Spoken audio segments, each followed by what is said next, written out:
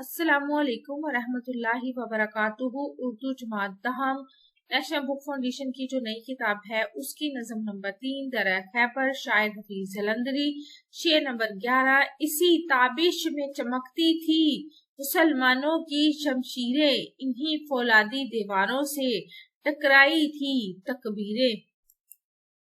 तशरीह की तरफ चलते हैं। शायर ने एक तारीखी अहमियत के हामिल जो मकाम दरा खैबर के बारे में, उसकी तारीख के बारे में हमें इस नज़म में बताया है। शायर कहते हैं कि अगरचा दरा खैबर एक अहम तजारती रास्ता था तो हर हुक्मरान इसे पता करना चाहता था। मुसलमान जो हाकिमीन हैं उन्होंने भी इसी को पार किया।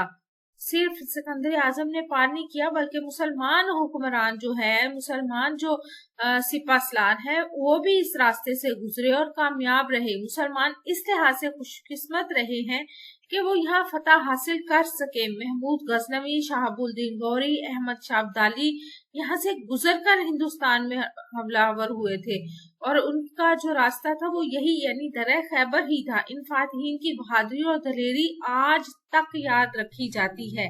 हर शख्स इस बात से आशना है कि सिकंदर को यहाँ हार माननी पड़ी थी, यानी वो रास्ता, वो गुजरगाह जहाँ पे सिकंदर दाखिल ना हो सका, सिकंदर हार मान गया और उसने अपना रास्ता बदल लिया। लेकिन महमूद गजनवी ने 17 बार इसी जगह को पार करके हिंदुस्तान पर हमलावर महमूद गजनवी हुआ और वो 17 बार इसी रास्ते से गुजरा और सोमनाथ को उसने फिर फतह किया।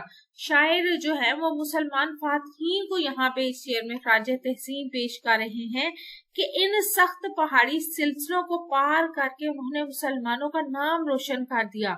उन्होंने बता दिया कि किसी भी जगह को, किसी भी इलाके को या किसी भी जंग को जीतने के लिए शख्सी ताकत या हथियारों की ताकत या वो चीजें अहमियत नहीं रखती। अहमियत रखती है ईमान, जज्बा और जुर्रत और बहादुरी, जिसकी बुनियाद पर मुसलमान फातिहीन ने इस दुश्वार गुजार पहाड़ी सिलसिले को, वहाँ के लोगों को अपना ज़ेरे अतात बनाया और वो इस रास्ते को पार कर गए। इनकी इस फतह को आज तक दुनिया भर में याद रखा जाता है।